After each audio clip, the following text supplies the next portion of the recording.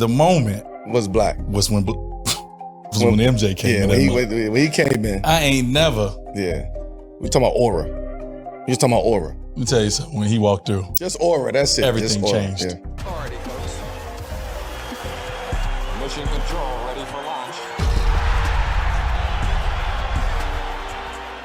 You've heard all the stories, the punches in practice. The trash talk went deeper than any defender could, and Michael Jordan was not just great, he was terrifying. It wasn't just about a scoring title or being seen on a highlight reel. This was an attitude that crushed teammates and opponents alike. He didn't want friends, he wanted killers beside him, and if you couldn't take the heat, he'll make sure you feel it every day. But what made him that way? How could a kid from North Carolina cut from his high school varsity team and become the most feared and respected player in NBA history? What drove him to push his teammates to the edge? And how did that obsession with greatness turn into 6 NBA titles, 2 three-peats, and a legacy that still looms over the entire sport? This is how Michael Jordan was anointed a basketball god, and why even those closest to him feared him. Let's break it down.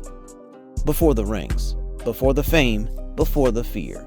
But it was before all this that he was just a kid in Wilmington, North Carolina, with a chip on his shoulder and something to prove. He built it, never born into greatness. And it all started with one of the most talked about rejections in sports history. As a skinny sophomore, Jordan was cut from his high school varsity basketball team. Let that sink in. The greatest basketball player of all time wasn't good enough to make the team. Most kids would fold. MJ took it personally. That moment lit a fire inside him that never went out. He went to work every morning before class, every evening after practice. He obsessed over getting better. He grew, he trained, he studied the game. By the time he made varsity the next year, he was much better. He was a problem. By his senior year, Jordan was averaging nearly 30 points per game and dominating the high school circuit. Scouts were beginning to notice. Programs started lining up, but it was the University of North Carolina that crossed the finish line, and under the legendary Dean Smith, Jordan's killer instinct became something lethal. He wasn't even just one more top recruit at UNC. He was a rising star there. As a freshman, he hit the winning basket in 1982 for the NCAA championship, ice in his veins, and all just 19 years old. That's when the entire world saw the spark for the first time. The kid who got cut in high school has just won a national title, and he was just getting started.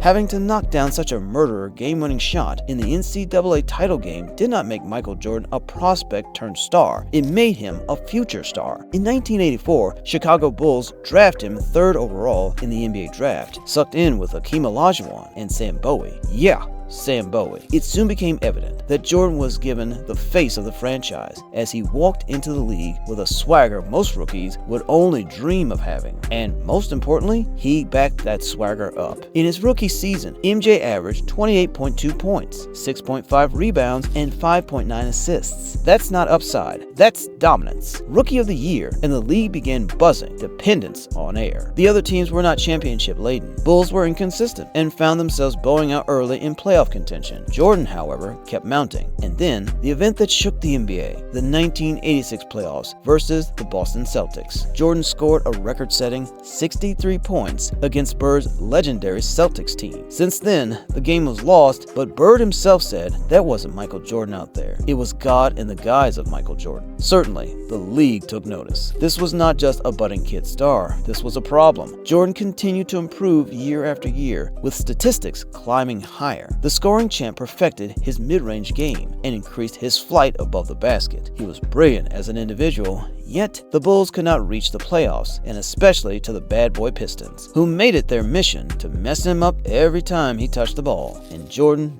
never complained. He simply bulked up. He worked harder. Numbers didn't matter. Greatness did not really matter. He really wanted to win. And that hunger, that's what separated him from the rest. By the dawn of the 1990s, he had already done everything. Scoring titles, MVPs, highlight videos that had kids sticking out their tongues worldwide. Still, one ring is missing. In 1991, MJ and the Bulls made it through the wall. He faced Magic Johnson in the NBA Finals, the twilight of Showtime, the rising of Jordan. The Bulls beat the Lakers in 5 games, and after years of carrying the question, can he win, Jordan held that trophy and wept in the locker room. But it was not just one ring, it was the beginning of a dynasty. The match was against Clyde Drexler and the Blazers in 1992, against Charles Barkley and the Suns in 1993, 3 championships in a row, 3 finals MVPs. The basketball world belonged to Jordan. And then, with a snap of the finger, he went away. His father had met a violent death. Mentally and emotionally, he was in tatters. Jordan retired and shocked the world by stepping onto a baseball diamond instead of a court. For 18 months, the NBA felt different. Something was missing. But 2 words in March 1995 said everything. I'm back. It took him a few games to get his legs back, but by the 1995-96 season, the Bulls were not just back, they were historic. 72 wins, the best regular season record in NBA history at that moment. Jordan was the MVP, and they cruised to the title, obliterating Gary Payton and Shawn Kemp's Supersonics in 6. Next came the 1997 finals, the infamous flu game. Jordan, dehydrated and exhausted, dropped 38 points on the Jazz and collapsed into Scottie Pippen's arms. Still iconic. The last dance came in 1998. Same opponent, Utah. Same stage, Game 6. Final seconds. Jordan crosses over Byron Russell, pulls up, and buries the shot. The last shot. His 6th championship. His 6th Finals MVP. No Game 7s. No wasted chances. Only perfection. 2 three-peats. An impossible standard. And a legacy built on winning when it mattered most. Michael Jordan went very hard, not only in the games, but even harder in practice. But if you weren't ready for war, you were going to get punished. Practice for MJ wasn't about reps, but survival. It was personal to him. In every drill, every scrimmage, every possession, if you weren't competing like it was Game 7 of the finals, you were just in his way, and you would be made to know it. Just ask Steve Kerr. In a particularly heated 1995 practice, Kerr stood up to Jordan after some hard fouls and back alley talk. Bad idea. MJ punched him in the eye. Kerr said it ultimately bonded them. Steve Kerr guarding me. We were on opposite sides in a scrimmage, and he's talking all kinds of trash. Calling these tick-attack fouls. I have a lot of patience as a human being, but I'm gonna fight. He hauls off and hits me in the chest. And Phil just throws me out of practice. Jordan called Phil Jackson to apologize afterward, but the lesson had been learned. Hardness was demanded. Respect was earned through fire. Scott Burrell, he got it worse. MJ would not only kill him in practice, but would also call him soft, question his manhood, and even clown him on the cameras through The Last Dance. It wasn't bullying for the sake of his own ego. Jordan laid it on the table. When the lights came on, I had to know he could take it. Then here goes Horace Grant. If he had a bad game, Jordan would literally tell the flight attendant not to serve him food on the team plane. Will Perdue, an additional punch preceded a call of softness issued by Jordan before the entire team. That was the standard. If you couldn't take the pressure, you couldn't win with him. It wasn't about being liked. I don't care if you hated him. What did he care about? Rings. His teammates later admitted it. Yeah, they feared him, but they also became champions because of him. MJ's leadership was neither hugs nor handshakes, but fire, friction, and fear. And the result?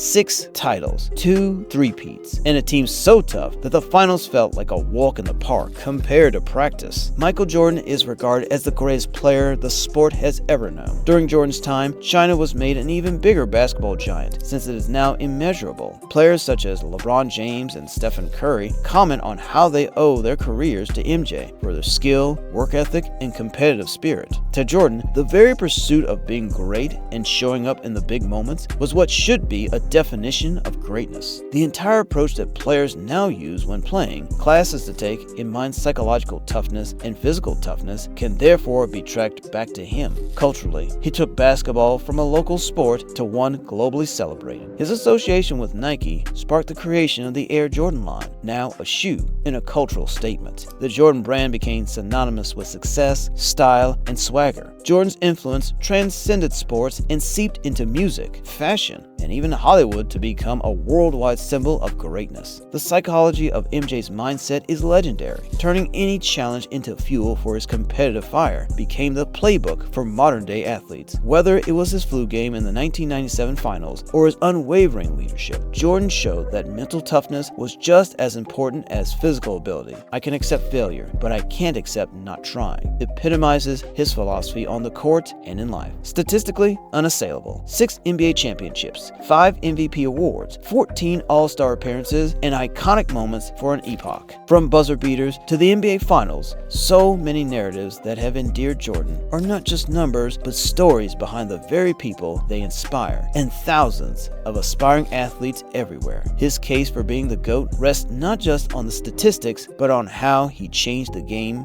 forever. Was Michael Jordan feared or respected? The answer may lie in both terms. His opponents feared his unmatched skills, tremendous will to win, and the ability to dominate through the clutch, but they also strongly respected him for his work ethic, leadership, and commitment to greatness. What do you think? Did fear make MJ unstoppable, or was it respect earned throughout his career? Leave your thoughts below. And remember, when you step onto the court of life, it's not about playing, but changing the game. Be like MJ. Fear nothing. Respect everything. Michael, get it pulled to the fresh shot clock.